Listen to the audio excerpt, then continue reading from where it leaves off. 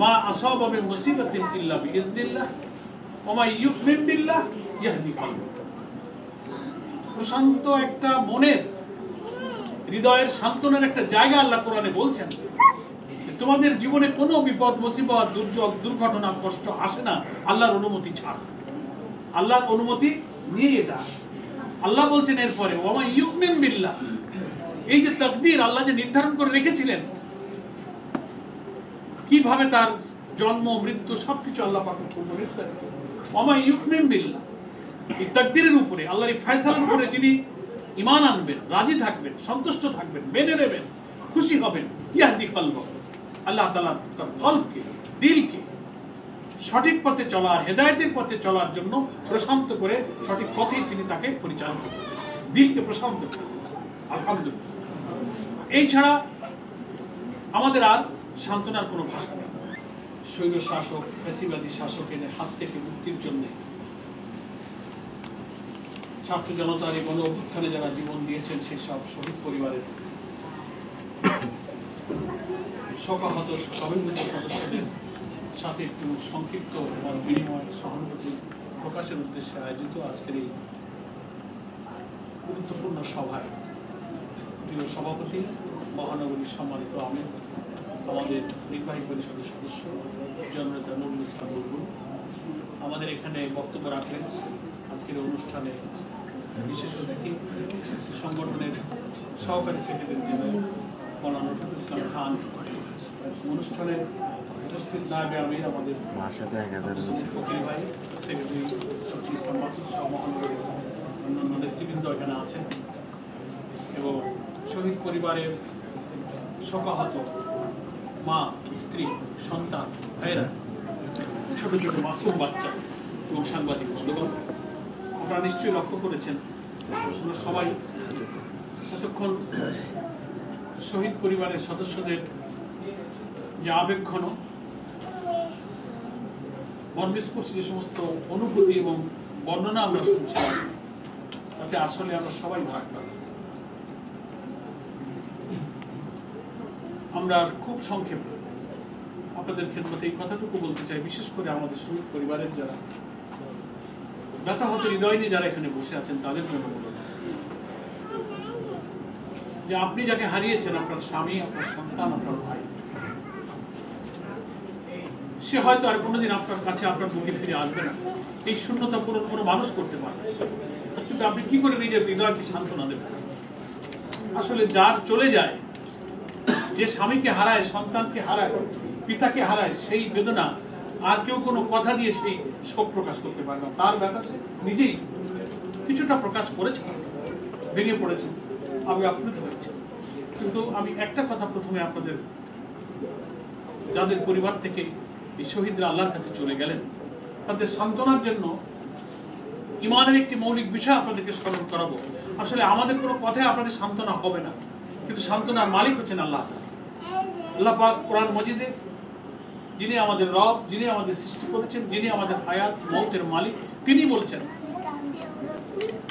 যে মা আসাবা মিন মুসিবাতিন ইল্লা বিইজনিল্লাহ ওয়া মা ইউমিন বিল্লাহ ইয়াহদি কলবাহু।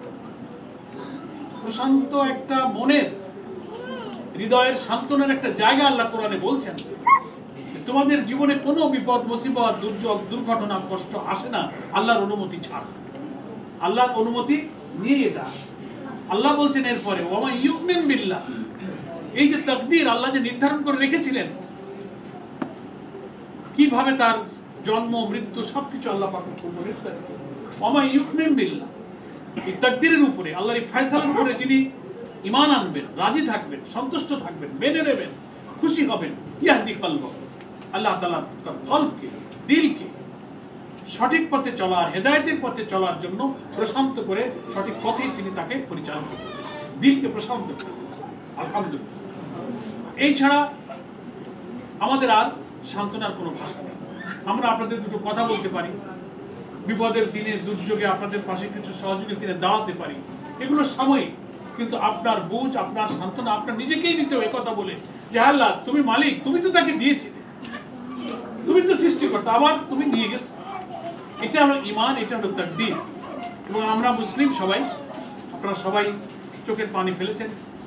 আমরা আল্লাহকে বিশ্বাস করি, তকদিরকে বিশ্বাস করি, নবীকে বিশ্বাস করি, কিতাবকে বিশ্বাস করি, রাসূলকে বিশ্বাস করি। সেই আল্লাহই বলেছেন ওমা কানা লিনাফসিন আন তামুতা ইল্লা বিইজনিল্লাহি কিতাবান মুআজ্জালা। কোন প্রাণীর মৃত্যু আল্লাহ তাআলা যে সময়টা ঠিক করে রেখেছেন ওই সময় তার মৃত্যু, তার আগেও হবে না, পরেও হবে। আপনারা শুনেছেন আমাদের শহীদ মাওলানা মতিউর রহমান নিজামী এই জামাত ইসলামের আমির ছিলেন, তাকে ফাঁসিতে ঝুলিয়ে হত্যা করা হয়েছে। তিনি তার পরিবারের সদস্যদেরকে বলছিলেন বিদায় সাক্ষাতের সময়, আমার মৃত্যুর জন্য আল্লাহ যে সময় ঠিক করে রেখেছেন, আমি বাইরে থাকলে আমার মৃত্যু হতো, এখানে থাকলে আমার মৃত্যু।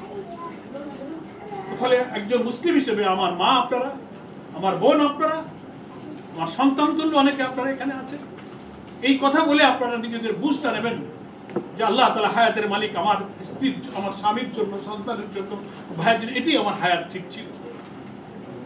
আল্লাহ যা ঠিক করে রাখেন তা কোনো উপায় তাকে রক্ষা করা যায় না, আর আল্লাহ যা নির্ধারণ করেননি তা কেউ দিতেও পারে না। এটার নাম হচ্ছে তাকদীর।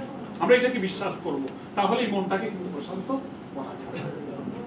সম্মানিত মা বোনেরা, সুধীবৃন্দ, জামাত ইসলামী আপনাদের মতোই মজলুম। আমরা আমাদের বহু সন্তানকে হারিয়েছি, পিতাকে হারিয়েছি, ভাইকে হারিয়েছি। আমাদের বহু নেতাকে ফাঁসিতে হত্যা করা হয়েছে, গুলি করে হত্যা করা হয়েছে। এখনো কারাগারে ফাঁসির দণ্ড নিয়ে আমাদের ভাইয়েরা তিলে তিলে 12 বছর 14 বছর মৃত্যুর প্রহার করছে। ফলে আমরা বাংলাদেশের সব মানুষ আজকে মজলুম। গোটা বাংলাদেশটা একটা কারাগার, গোটা বাংলাদেশ একটা মজলুমের দেশ। কিন্তু মহান আল্লাহর শুকরিয়া আদায় করতে হবে প্রশান্তি এই যে আল্লাহ তাআলা বহু শহীদ, বহু রক্ত, বহু জীবনের বিনিময়ে আল্লাহ তাআলা একটা জালেম অত্যাচারী শাসককে এই দেশ থেকে বিতাড়িত করেছেন। আপনারা আমরা যে বিচার চাচ্ছি, বিচার শুরু হয়ে গেছে আলহামদুলিল্লাহ।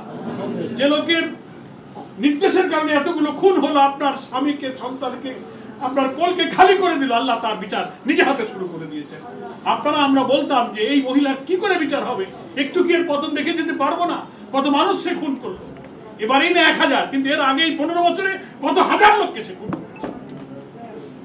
সবাই ভাবতো এর কি কোনো বিচার হবে না, কিন্তু এমন বিচার করলো দুনিয়ায় বহু সৈন্য শাসকের পতন আমরা দেখেছি। তারা দেশে থেকেছে, মারা গেছে, জেল খেটেছে, রাজনীতি করেছে, পরাজিত হয়েছে, মাপ চেয়েছে, কিন্তু জনগণের উত্তাল আন্দোলনে পালিয়ে যায়। এত অপমান, এত লাঞ্ছনা নিয়ে এসে গিয়েছে এবং এখন সমস্ত খুনের মামলা ওই শেখ হাসিনার বিরুদ্ধে শুরু হয়েছে, সারা দেশে শুরু হয়েছে। ইনশাআল্লাহ বিচার হবে, ইনশাআল্লাহ আপনাদের সন্তানেরা, আপনারা ইনশাআল্লাহ সে বিচার হয়তো দেখে যেতে পারবেন। আপনারা হতাশ হবেন না ইনশাআল্লাহ। আরেকটা সান্ত্বনার জায়গা, আমাদের রহিদুল ইসলাম খান ভাই বলেছেন, আল্লাহ পরিষ্কার বলেছেন, শহীদ যারা হয়ে যায় আল্লাহ তাআলা তাদের গুনাহ মাফ করেন। 7টি পুরস্কারের কথা আল্লাহ রাসূল বলেছেন, তার রক্ত জমিনে পড়ার আগে আল্লাহ তার গুনাহ মাফ করেন। তো আমি কি চাই, আমি যদি আল্লাহর কাছে ভালো থাকি, এবার গুনাহ যদি মাফ হয়, তো জীবনে সবই তো আমি পেয়ে গেলাম। আপনার সন্তান তো কাল মরলেও মরতো, আজ মরলেও মরতো। একটু এখন কষ্ট, কিভাবে গুলিটা বিদ্ধ হলো, লাশটা পেতে দেরি হলো, কোন স্ত্রী, কোন সন্তান তার পিতার স্বামীকে দেখে তো সহ্য করতে পারে না। এই কষ্টটুকু আপনি সহ্য করেন, নিশ্চয়ই এই সবরের বিনিময়ে আল্লাহ আপনার জন্য জান্নাত নিশ্চয়ই নির্ধারণ করেছেন। এই জন্য আজকে আপনার স্বামী, সন্তান, ভাইরা যেমন জান্নাতবাসী হলো, এটা প্রশান্তির জায়গা। কারণ আল্লাহ রাসূল বলেছেন, ন্যায়ের জন্য যারা জীবন দেবে, সত্যের জন্য যারা জীবন দেবে, তারা শহীদ। তাহলে আপনার সন্তান, আপনার স্বামী, ছেলেরা কি জন্য লড়াই করেছে? একটা হকের পথে, অধিকার। তাহলে সে নিঃসন্দেহে শহীদ, সে পুরস্কার পাবে। আর এই বাংলাদেশ যে নতুন করে স্বাধীন হলো, নতুন বাংলাদেশ আমরা পেলাম, মানুষের অধিকার, মানুষ যখন ফিরে পাবে, স্বস্তি শান্তিতে জীবনযাপন করবে, জুলুম নির্যাতন থেকে বাঁচবে, ভাত, কাপড়, বাসস্থান, শিক্ষা, চিকিৎসা, একটা কল্যাণ রাষ্ট্রের শান্তিময় বাংলাদেশ যখন আমরা পেয়ে যাব, এই কোটি কোটি মানুষের শান্তি আপনার স্বামী সন্তানের রক্তের উপর দিয়ে সেই শান্তি প্রতিষ্ঠিত হবে। এটা আপনার আরেকটা সান্ত্বনা, যে আপনি গর্ব করে বলতে পারেন যে আজকে বাংলাদেশের যে পরিবেশ, এর পেছনে আমার সন্তানের রক্ত আছে, আমার স্বামীর রক্ত আছে। এটা আপনার একটা সান্ত্বনা। তাই আপনি মন খারাপ করবেন না। আখিরাতে আপনি কামিয়াবি হয়ে গেলেন, দুনিয়াতে আপনি প্রশান্তি পেলেন। মাঝখানে কিছু দিনের জন্য আপনি হয়তো আশা করেছিলেন যে আমার স্বামী, আমার সন্তান আমার কাছে থাকুক, সেটা আল্লাহর ফয়সালা মেনে নিলে মুমিন দিল প্রশান্ত হবে, আল্লাহ খুশি হবে। কারণ এটাই বিশ্বাস করি যে আমি হাজার চেষ্টা করে এরপরে আমি তাকে রাখতে পারতাম না, এই দিনটাই তার জন্য নির্ধারিত ছিল। আলহামদুলিল্লাহ, আমার বক্তব্য আর রাখবো না। আমাদের জামাত ইসলামীর পক্ষ থেকে আপনাদের সকলকে আমি আন্তরিকভাবে পরিবারগুলোর জন্য সহানুভূতি সমবেদনা জ্ঞাপন করি। কি আপনাদেরকে করতে পারবো?